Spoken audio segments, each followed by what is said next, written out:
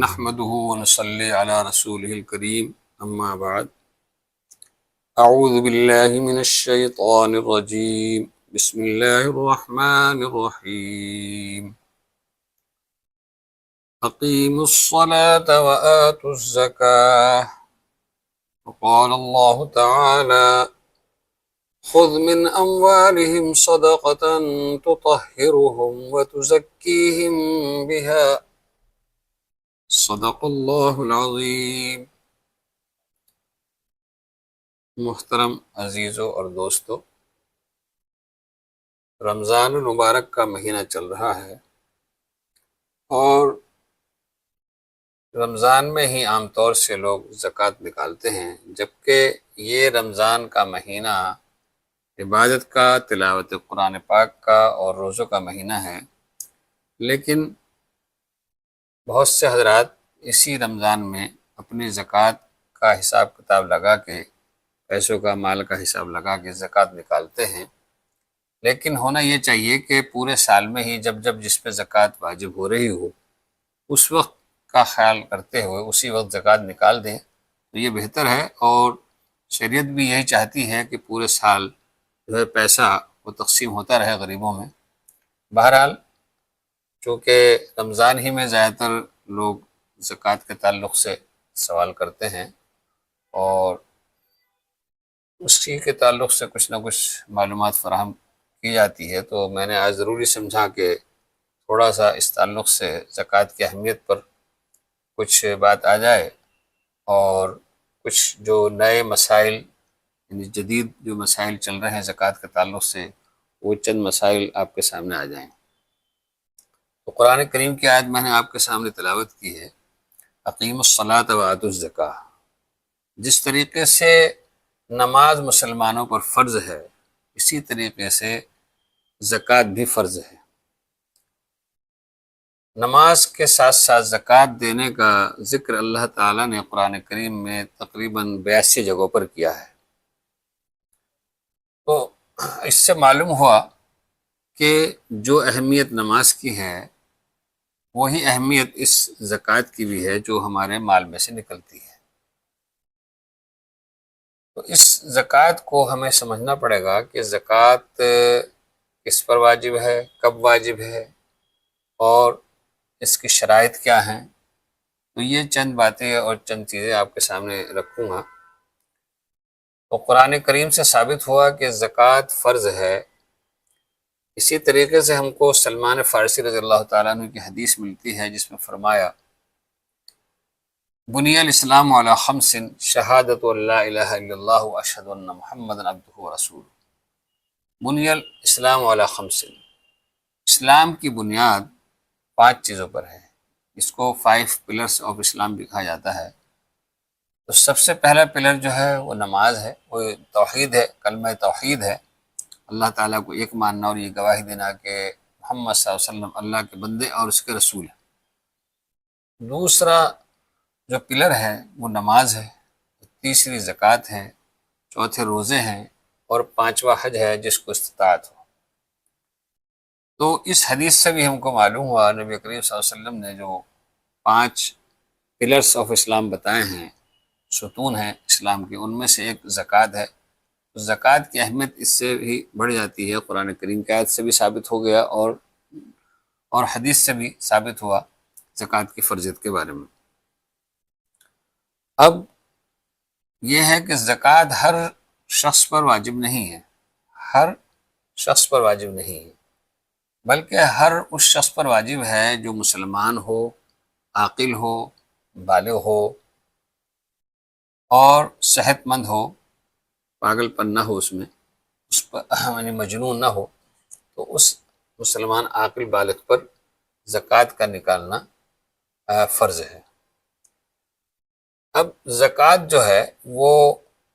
4 چیزوں پر واجب ہوتی ہے۔ 4 چیزیں کون کون سی ہیں؟ ایک تو سونا ہے، دوسرے چاندی ہے، تیسرے کیش نقد آپ کے پاس ہے یا بینک میں رکھا ہوا ہے، چوتھے مال تجارت، یعنی وہ مال جو آپ نے تجارت کی نیت سے خریدا ہو، بیچنے کی نیت سے خریدا ہے، تو اس پر بھی زکوٰۃ واجب ہوگی۔ چوتھی چیز ہو گئی ہے۔ ویسے پانچویں چیز جو ہے وہ مویشیوں کی یعنی جانوروں کے اندر بھی زکوٰۃ ہے اور کھیتی کی بھی زکوٰۃ ہے۔ تو ویسے 6 چیزیں ہوتی ہیں جن پر زکوٰۃ لازم اور واجب ہوتی ہے، مگر آج ہم ان 4 چیزوں ہی کے بارے میں گفتگو کریں گے۔ تو سونا، ہاں بات یہ مقصد بتانے کا یہ ہے کہ اس شخص پر زکوٰۃ واجب ہے جو مسلمان ہو، عاقل ہو، بالغ ہو اور وہ صاحب نصاب ہو۔ اب صاحب نصاب کیسے ہوگا؟ صاحب نصاب اس طرح ہوگا کہ اس کے پاس یا تو 7.5 تولے سونا ہو یا 52.5 تولے چاندی ہو، یا پھر اس کے پاس اتنا ہی مالیت، اس کے پاس کیش ہو یعنی کہ نقد ہو پیسہ، چاہے وہ بینک میں ہو یا اس کے پاس ہو، اور یا پھر اس کے پاس ایسا مال تجارت ہو جس سے وہ نفع حاصل کر رہا ہو اور جس کو اس نے فروخت کرنے ہی کی نیت سے خریدا ہو۔ تو 7.5 تولے سونا اور 52.5 تولے چاندی کا میں نے ذکر کیا۔ تو اس میں یہ ہے کہ 7.5 تولے سونا جو ہے وہ 87 گرام اور 480 ملی گرام بیٹھتا ہے۔ 87 گرام، 87 گرام اور 480 ملی گرام ہوا۔ چاندی جو 52.5 تولہ جو قانون ہے، جو شریعت کا جو ہے، جو اس پہ جو صاحب نصاب ہوتا ہے، اس کے لیے 52.5 تولے چاندی ہو، یعنی کہ 612 یا 613 گرام چاندی، 612 گرام پلس 360 ملی گرام چاندی ہو، اس کے پاس ہی ہو، یا پھر اتنی ہی اگر اس کے پاس اتنا پیسہ ہے کہ جس کو بیچ کر کے اتنی چاندی آ جاتی ہے، اتنا کیش ہے اس کے پاس، نقد ہے، تو پھر اس کے اوپر زکوٰۃ لازم ہو جائے گی۔ یا مال تجارت، مال تجارت جس سے جو آپ نے خریدا ہو، کہ اس مال تجارت آپ کے پاس اتنا ہو کہ اس مال سے آپ 52.5 تولے چاندی خرید سکتے ہوں، تو پھر آپ پر زکوٰۃ واجب ہو جائے گی۔ اس میں ایک چیز یہ بھی ہے کہ اس مال پر جو آپ کے پاس ہے، جو آپ کی کسٹڈی میں ہے، اس پر 1 سال بھی گزر گیا ہو آپ کے پاس رکھے تو آپ پر زکوٰۃ کا ادا کرنا واجب ہو جائے گا۔ آپ سب سے پہلے یہ بات جانیں کہ جو ہم زکوٰۃ نکال رہے ہیں اس کی ایک تاریخ متعین کریں، یعنی کہ قمری چاند کے اعتبار سے ہم ایک تاریخ متعین کر لیں، جو بھی مہینہ ہو اس مہینے سے، انگریزی کے حساب سے نہیں بلکہ چاند کا حساب لگائیے۔ تو سمجھیے، فرض کیجئے کہ پچھلے سال رمضان میں پہلی رمضان کو سمجھیے آپ صاحب نصاب ہو گئے، یعنی آپ کے پاس اتنا سونا یا اتنا مال یا اتنا مال تجارت یا نقد آپ کے پاس ہے وہ پہلی تاریخ کو۔ پھر جب اس پہ پورا اگلا 1 سال گزر جائے گا، تو اگلے سال کی رمضان کی پہلی تاریخ کو آپ پر زکوٰۃ واجب ہو جائے گی، یعنی کہ آپ صاحب نصاب کہلائیں گے۔ صاحب نصاب جب آپ ہو گئے تو اب آپ کو اس میں سے کتنا حصہ نکالنا ہے؟ 40واں حصہ آپ کو اس میں سے نکالنا ہے، یعنی 2.5%، 2.5% آپ کو اس میں سے آپ کو ادا کرنا ہے۔ جو بھی آپ نے حساب کتاب لگایا ہے سب کا جوڑ کر کے تو آپ کو نکالنا ہے۔ اب ایک مسئلہ یہ ہے کہ آپ کے پاس نہ تو پورا سونا ہے، یعنی 7.5 تولے سونا ہے، نہ 52.5 تولے چاندی ہے، بلکہ تھوڑا سا سونا ہے اور تھوڑی چاندی ہے، لیکن وہ دونوں کو ملاتے ہیں تو پھر وہ ایک 52.5 تولے چاندی وہ پہنچ جاتا ہے، تو پھر آپ صاحب نصاب ہو گئے۔ یا اتنا تھوڑا سونا ہے اور بہت تھوڑی چاندی ہے، مگر آپ کے پاس نقد بھی ہے اور آپ کے پاس مال تجارت بھی ہے، تو ان چاروں کو ملائیں تو بھی آپ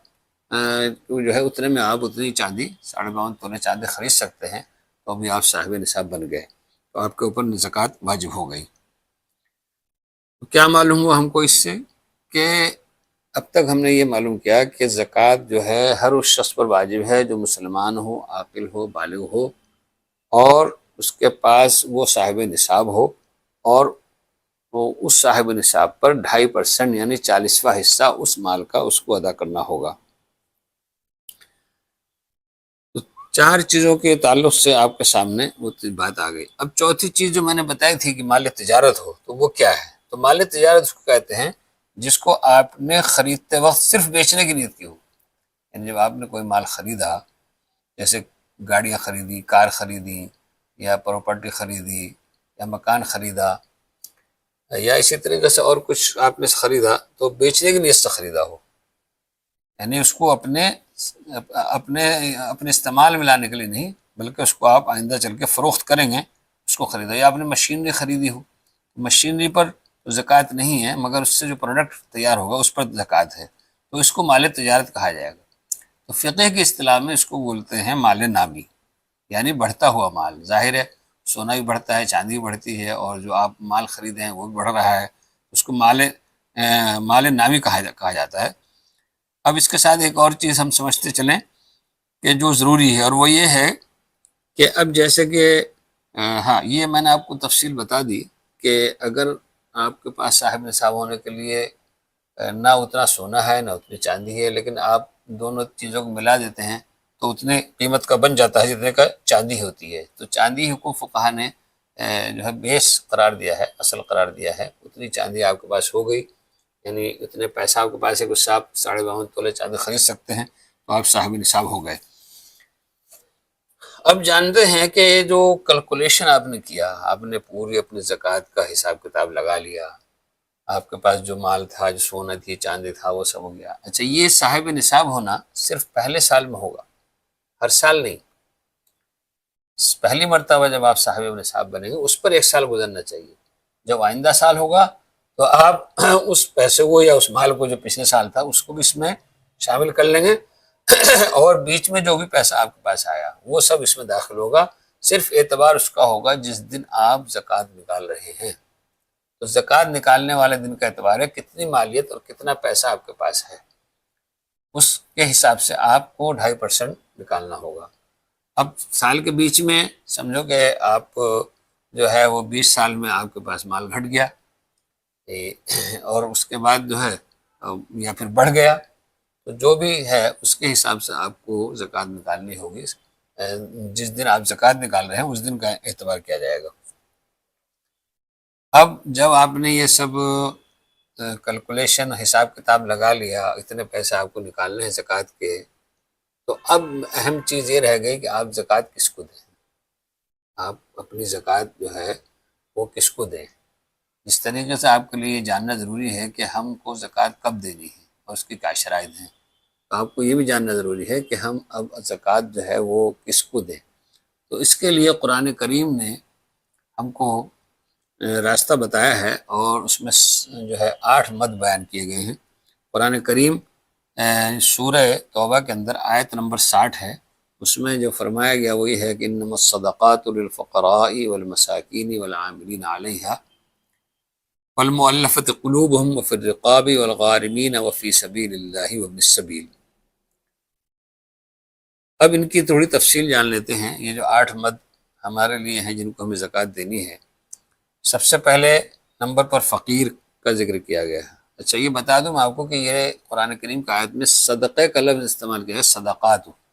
لیکن اس صدقے سے مراد صدقہ نفلی نہیں ہے بلکہ واجبی ہے۔ اس کو فقہاء امت نے اور جمہور علماء نے اس سے مراد زکوٰۃ ہی لیا ہے، اس لفظ سے، انما الصدقات للفقراء۔ تو یہ زکوٰۃ نکالنے کے کس کو دینی ہے اس کے لیے مد بیان کیے گئے ہیں قرآن کریم میں۔ سب سے پہلے فقیر، تو فقیر وہ ہے جس کے پاس گزر بسر کے لیے کچھ بھی نہ ہو، کھانے پینے کے لیے گزر بسر کے لیے کچھ نہ ہو۔ اس کے بعد دوسرا ہے مسکین۔ مسکین وہ ہے جس کے پاس کھانے پینے کو تو ہو، لیکن اس کے بعد اتنا مال نہ ہو کہ وہ صاحب نصاب بن رہا ہو، وہ مسکین ہے، یعنی اتنا زیادہ پیسہ یا مال نہیں ہے کہ صاحب نصاب بن جائے۔ تیسرے وہ لوگ والعاملین علیہ، جو اس پر کام کرنے والے ہیں۔ پہلے اصل میں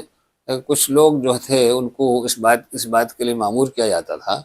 کہ وہ زکوٰۃ کو کلیکٹ کر کے لائیں، ان کو کلیکٹر بولتے تھے، یعنی کہ محسبین، زکوٰۃ کو حاصل کرنے والے۔ تو وہ مالداروں کے پاس جا کر کے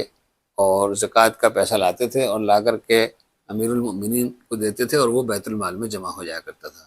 پھر امیر المؤمنین اسی انہی پیسوں سے ان کو تنخواہ عاملین کو، جو اس پر کام کرنے والے ہیں، ان کو تنخواہ بھی ادا کرتے تھے اسی پیسے سے۔ تو اس میں آگے العاملین علیہ۔ اس کے بعد والمؤلفۃ قلوبہم،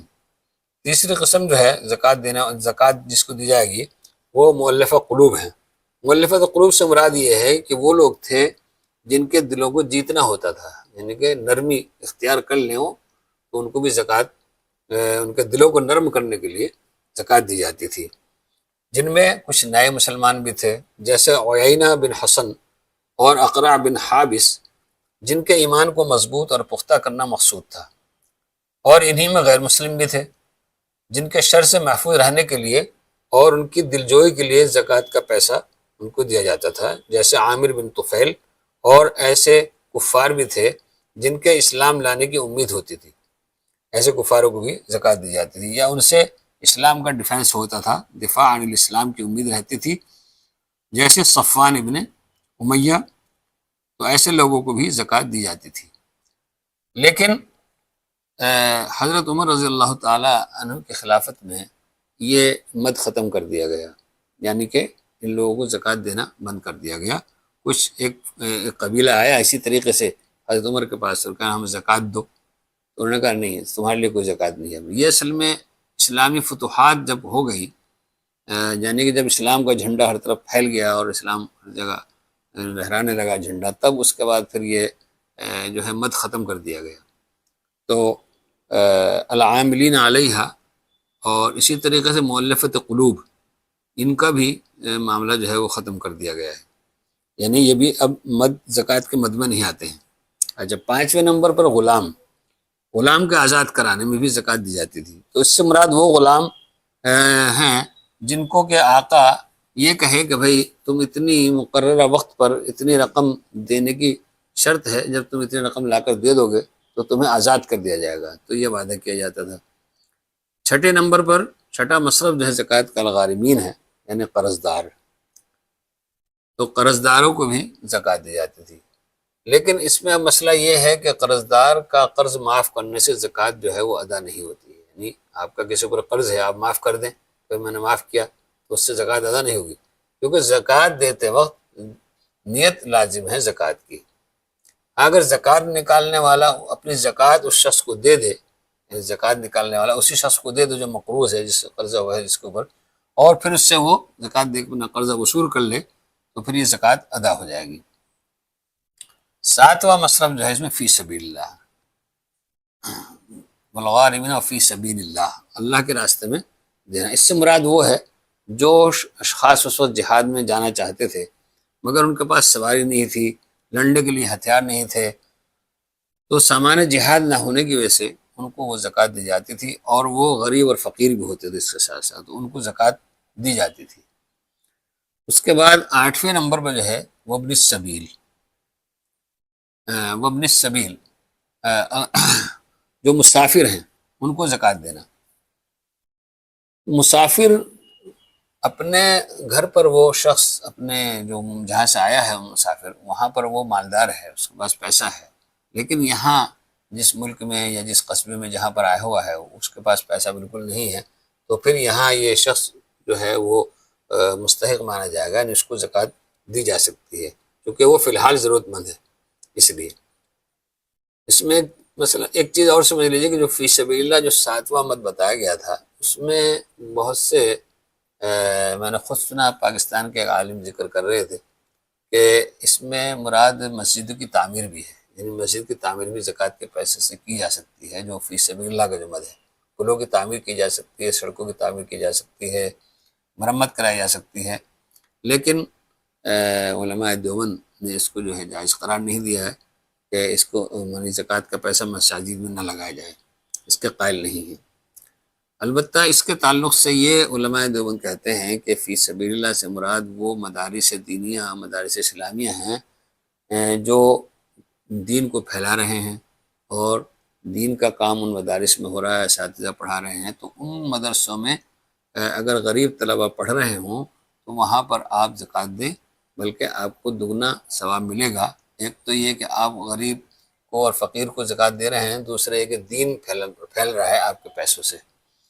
تو یہ زکوٰۃ جو ہے غریب طلبہ کو دی جائے تو زیادہ بہتر ہوگا۔ اور یہی رائے مفتی شفیع عثمانی جو کہ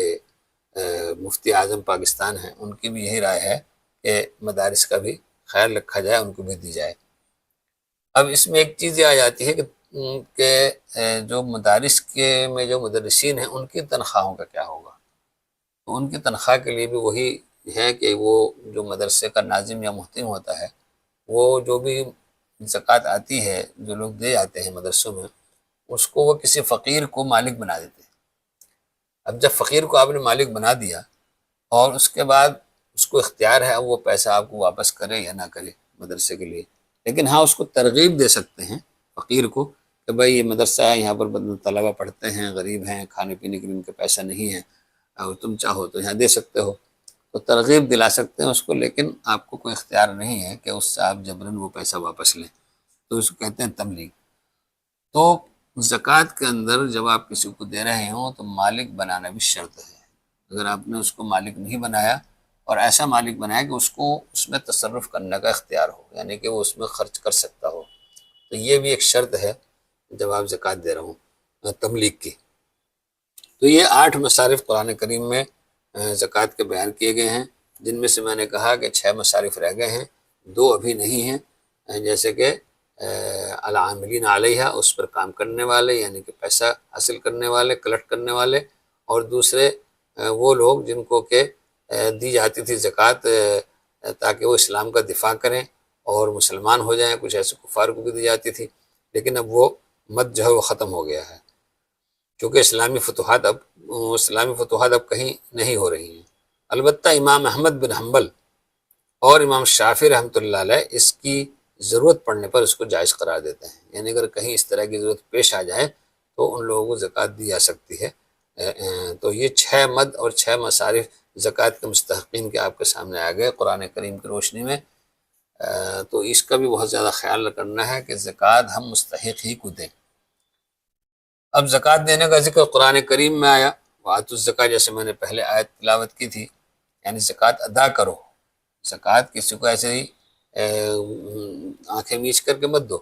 بلکہ زکوٰۃ ادا کرنا شرط ہے، اس کو مستحق زکوٰۃ بنانا جس کو آپ دے رہے ہیں۔ اس کے پاس اس کو جو چیز کا مالک بنانا شرط ہے، چاہے وہ آپ کسی کی شادی میں دے رہے ہوں، مطلب کسی کی شادی کرا رہے ہوں، تب بھی اس کو آپ فرض ہے کہ آپ اس کو جو ہے مالک بنائیں، یا کسی طالب علم کا، کسی اسٹوڈنٹ کا آپ جو ہے وہ خرچہ اٹھا رہے ہوں، تب بھی ضروری ہے کہ آپ وہ اسی شخص کو دیں، فزیکلی آپ اس کو مالک بنائیں گے، نہیں تو زکوٰۃ ادا نہیں ہوگی۔ یا پھر یہ کہ مریض کو آپ کسی کو دے رہے ہیں تو وہاں بھی یہی شرط ہے کہ زکوٰۃ نکالتے وقت آپ اس کو مالک بنائیں۔ اب زکوٰۃ کی ادائیگی میں آپ جو ہے نقد پیسہ بھی دے سکتے ہیں اور دیگر اشیاء بھی دے سکتے ہیں، جیسے کپڑا، اناج، غلہ وغیرہ، یا کوئی اور ضرورت کی چیز بھی دی جا سکتی ہے۔ تو ہمارے سامنے یہ چند باتیں زکوٰۃ کے تعلق سے آئیں، یعنی کہ صاحب نصاب کون کہلائے گا اور زکوٰۃ کن کن کو دی جائے گی اور اس کی کیا شرائط ہیں۔ تملیغ یعنی مالک بنانا یہ شرط ہے، تبھی آپ کی زکوٰۃ ادا ہوگی۔ اب آگے ہم کچھ مسئلے ہمارے پاس آئے ہیں، کسی نے کچھ دریافت کیا ہے، جو جدید مسائل بھی ہیں اس میں، ان کے تعلق سے تھوڑی روشنی ڈالی جائے گی، جدید مسائل بتائے جائیں گے۔